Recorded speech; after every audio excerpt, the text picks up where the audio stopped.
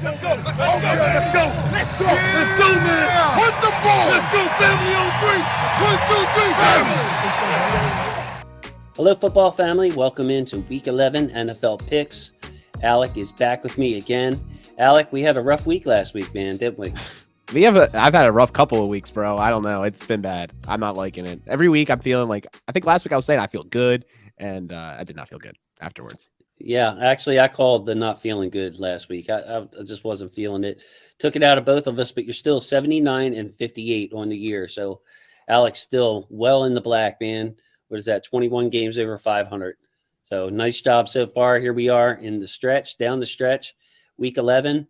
And we're going to start in Philadelphia, where the New Orleans Saints is coming to town. The Eagles are 2-point favorites over the Saints. I'm taking the Eagles in this game, Alec. And I think it's going to be a really good game, actually. But with Kamara out, I don't see not only a quarterback, but playmakers on that side for New Orleans. So I think Philadelphia wins a maybe an ugly but entertaining game. Yeah, I've hated this game since I put a bet on it, I think, on Wednesday. And now with the Kamara news that he's out, it makes me feel even worse about my bet. But I'm going to stick with it. I'm going to go with the Saints here at +2. Not because I like it. I hated this game, like I said before. Now with the injury, it is feeling unlikely. But I'm basically looking, the story I'm telling myself is that the Saints defense can slow down the Eagles offense, create mistakes, and get opportunistic position. And that's all I can hope for. Well, and here's another fun one. So you got the Dolphins at Jets. Dolphins are a 3.5-point favorite. The Jets, as we all know, are getting the elite Joe Flacco to lead them into a potential victory. But with all that said, after what I saw from the Dolphins and their long week, I'm going to take the Dolphins here to win and also cover the 3.5 points. All right. Well, we're starting out different, man. I got my green on. Boy. It's not Jets green. It's not Jets green. Go Owls. But yeah, I'm going to go ahead and take the Jets at home. I think they win. Right. Not letting that half point scare me. So we're starting off with two disagreements. Let's see if we can go 3 for 3. Your buddies, the Woofed Washington football team. My buddies. Why are they my buddies? I mean, because you named them Woofed. I kind of like that. I don't think you came up with it though. But no, it's not. That is not original. Yeah. So the football team going to Carolina, -3 points. Carolina is a 3-point favorite, and I'm buying into the Cam energy, man. I'm going Carolina. It's hard to bet on the football team in the first place, the way they've looked. But, hopefully eventually for them, they'll even out. But I'm feeling the energy in Carolina. So I'll give the 3 points. Yeah, the Wolf had a really impressive game against the Bucs. I think a lot of us were able to watch it on 1 o'clock Sunday. And despite that, I think that was probably their peak performance. So also going to go with Cam Newton and the Panthers. You got to be a little excited about what might happen. I'm not really a Cam believer at this point in his career, but I think I'll take the 3 points and a victory for them. We'll go forward. This is a fun one, man. Colts at Bills. Bills a 7-point favorite. I kind of went back and forth on this. I could see it being a close game. I definitely do think the Bills will come ahead, but I was just like, how close will they be able to keep it? And I came down on the side of, I think that the Colts are going to actually struggle in this game and that the Bills will be able to just keep stacking. So I think they'll be able to cover the 7 points and win. So I think when you look at the Colts, they really only have one pass catcher that people are scared of, and Pittman. And even though Jonathan Taylor's having, the best year of his very young career, I just think that they are going to fall behind in this game through the Bills passing attack and then not be able to kind of recover. Okay. Another split. I'm taking Indianapolis. Oh, no. All right. Yeah, this is weird. I don't think we've split 3 out of 4 before. Mark that down. But yeah, I'm taking Indianapolis to control the clock. I think they have the kind of defense that could potentially give the Bills problems with just an aggressive swarming team type defense. Mm-hmm. Indy doesn't strike me as the type of team to give up a ton of points. So 7 points is a lot. I think Buffalo still wins this game, but I think it's close. Our next game in Cleveland. And Cleveland's a 12.5-point favorite. That's pretty surprising, right? Right. Well, yeah. Well, they're playing the Lions, coming off their first non-loss of the year, the old tie. Now I'm taking Cleveland, even though it's a boatload of points. I'm still going to take Cleveland. They got Nick Chubb back in Detroit. is falling below the Jared Goff food chain. They are going to Tim Boyle at quarterback. So those last two sentences I said, Alec, that makes me take Cleveland, and I'll say they win by definitely more than the 12.5. All right, let's get another difference. I'm going with the Lions here. I mean, Oh man, there's no film on Mr. Boyle. No one knows.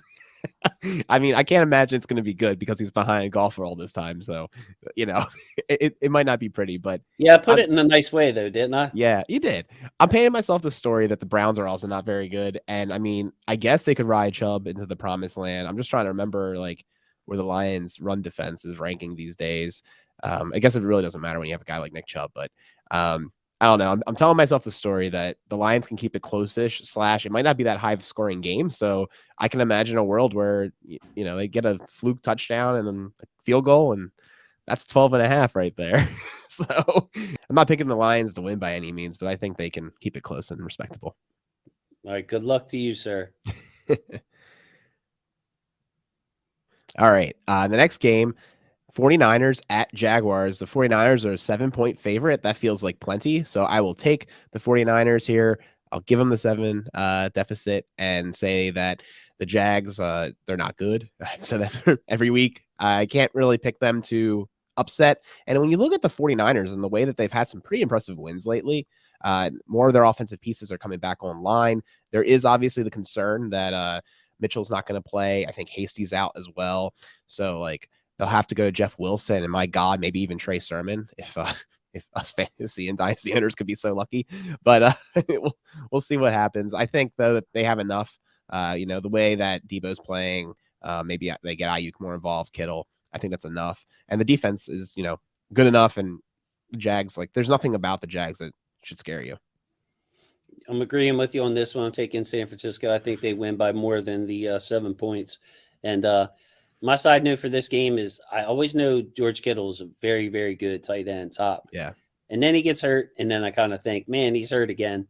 And then I watch him play, and I'm like, man, I'd take this guy over anybody. And I'm saying this as a Ravens fan who loves Mark Andrews. Mm-hmm. George Kittle, man, he is fun to watch on the field. But yeah, in this game, I don't know how well the Jacksonville Jaguars are going to be able to score, move the ball, I should say, and lead to a low score. So I'll take San Francisco. And the next game, a divisional game with a big spread, is Tennessee at home, giving 10 points to the Houston Texans. Going with Tennessee, I think they win by more than 10 points. Not much analysis had. I think Tennessee, look, they have a very late bye. So it's very impressive that the record that they've built up without having a bye in here, and they get a home game against the Texans. I think they'll be motivated and ready to go. Put another win in the win column before they hit a nice bye in the stretch run. So I like them in this game. I like them too. I think 10 points is enough for them to be able to cover. And it's really impressive the way they've kind of rallied and turned it on, even with the loss of Derrick Henry for what looks to be at least the rest of the regular season and maybe even the postseason. So keep an eye on that. But they're doing enough to keep him in the card, so to speak. He could come back. He could be a real threat if they can keep this going. And like you said, they've done so much without even a bye week. I think this home game, they can keep it going. Maybe one of the most interesting matchups of the whole thing, but I gotta say, actually, I completely forgot to say the 49ers versus Jags was my lock of the week. Okay. My apologies. You can you can clip that back in if you so inquire, or just like put lock and we'll rent for now. My bad on that. But yeah, the Packers at Vikings is Packers -1. So very close game. I'm going ahead and choosing the Packers here. I think that unfortunately the Vikings, even though they had maybe one of the best wide receivers in the NFL in Justin Jefferson. Jeez, I just like completely was blanking on his name. Justin Jefferson. I think at the end of the day, man, even though the Packers have looked a little not good lately, I think they're good enough to beat the team and get that upset, or not an upset, but upset the home fans in Minneapolis and get the W. Yeah, that was the most long-winded, stumbly I've ever heard you, Alec. I really struggle, dude. You really struggle with that one. And, I don't know what happened there. I do agree with your pick, though. I got off my game, man, when I forgot the 49ers lock of the week, and then I just was like, the worst. It really threw you off. Yeah, man. No, I'm going with Green Bay too. Actually think this is a good matchup for Green Bay. They have a good defense, so it kind of Yeah, counteracts what Minnesota exactly. likes to do. And then I like the Packers. The fact that they have AJ Dillon in the backfield to take over, they should be able to still run the ball on Minnesota. So I like them. Hmm. Now this one, tough one. Our Ravens going to Chicago. The Ravens are 6-point favorites. Feels like a little much for me, especially watching this Ravens team play it close to any competition level. But I'm still going with the Ravens in this one, and I really think the Ravens can move the ball in the air in Chicago in the wind. They have the Yeah. weapons to do it. And then I looked at the Bears, just so beat up. They're almost, it's hard to get to the Ravens level of beat up, but Chicago's missing Akeem Hicks, Allen Robinson probably not going to play. That's big blow on both sides of the ball. So I think the Ravens pull away and win by more than 6. Yeah, Max on IR too, which is another big loss for their defense. This game's interesting in that the Ravens were only a 4.5-point favorite, and I guess maybe with the additional injury news, it's slid even more. So now we have to make the decision on 6, but that's still okay for me. I'm also going to pick the Ravens here. My big reason is that I think Fields could get tripped up and look like a rookie again against our defense if we play our cards right. And I don't think, I mean, really, they only have Mooney at this point, who obviously is like the perfect kind of wide receiver to cause issues for us with that speed combination where he could, get past the defense, get a big play. But I'm going to say, they can focus on that, put Humphrey on him, etc., and kind of lock it down. This might be a good matchup for Jimmy Smith against Komet. And then just call it a day. The Ravens are able to put up points, boil back. Maybe we'll see a run game rolling. It's a big mystery, but I think the Ravens can definitely put up the 6 points needed. Bengals at Raiders. The Bengals are a 1.5-point favorite. This is one of those games where I assumed the Bengals would be the favorite, but you never know. And with the home field, it's kind of confusing. But I'm going to go here and say the Bengals are able to win in Vegas. I think it's been long enough for them to kind of have like a really standout game again after some struggles after beating the Ravens. And I think they're still just a good team. And the Raiders, man, they're just struggling on new levels. They had a little bit of a high there after the loss of Ruggs and their coach, but it's not holding, not persisting. So I'll take the Bengals here at minus 1.5. Yes, I like the Raiders' home field advantage, but I'm taking the Bengals because I think they have the better team, and I think they can score on the Raiders. And the Raiders, without Ruggs, looks like teams are focusing on Waller. That offense is kind of different offense without him for sure. So I'm going to go with Cincinnati in this game. They're rested, coming off a bye. I think they can handle the trip and beat the Raiders in this game. Now, this is a game I oddly like a lot. It's Arizona -2 at Seattle, and I'm taking Seattle. I'm taking the home team. I'm going to make it my lock because Oh, of wow. Kyler Murray's status, DeAndre Hopkins' status. I feel like Russ and the guys have had a couple of weeks now to get back in sync. So I really like Seattle at home in an important game for them. I think they take care of business, even though they're getting 2 points. So I get Seattle. Plus, I get 2 points. I'll take the extra 2 points. That's impressive, dude. I completely get why you're saying this. This is a difficult game for me to pick. It seems like Murray might have a chance of playing this week. I think if he doesn't, this pick looks awesome on your end. Yeah, We do, game time decision. Yep. yeah, we already know that Hopkins is not playing. So the cards are stacked against the Cardinals. They're 1-for-1 in this situation with Murray. And they put up a really impressive performance the first time, and then maybe McCoy looked exposed in the second game. That all said, I'm going to believe that Murray's able to come in triumphantly and lead his team to victory. It won't be pretty, but they only need to get more than 2 points. And yeah, I feel like the Seahawks didn't look like they're clicking either. Maybe the rust is going to be off of Wilson by now, so maybe he'll be all right. But yeah, I mean, this is a tough one. This is one I would stay away from if I wasn't a betting man. Next up, we got Cowboys at Chiefs.